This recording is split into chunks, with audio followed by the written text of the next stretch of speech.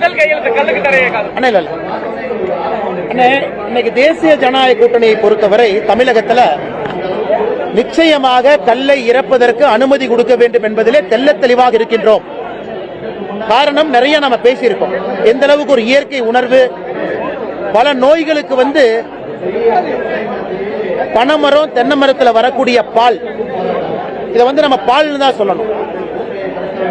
அதிலிருந்து வரக்கூடிய எல்லா பொருட்கள், நீராவா இருக்கட்டும், தெளிவா இருக்கட்டும், கல்லா இருக்கட்டும், எல்லாமே உணவுப் பொருட்களா பார்க்கணும். கல்லை பொறுத்தவரை 3.8% ஆல்கஹால் இருக்கு.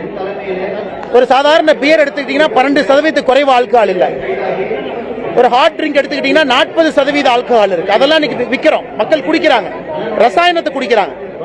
அதனால் கல்லை பொறுத்தவரை மார்க்கெட்டு கொண்டு வரணும், விவசாய பெருமக்களுக்கு அதன் மூலமாக வருமானம் கிடைக்கணும். அதே ரீதியில் எல்லா விதமான மனிதர்களுக்கும் தென்னை மரம் பனைமரத்திலிருந்து வரக்கூடிய பொருட்கள், அதனுடைய பால், அதனுடைய மகத்துவம் உங்களுக்கு போய் சேரணும்.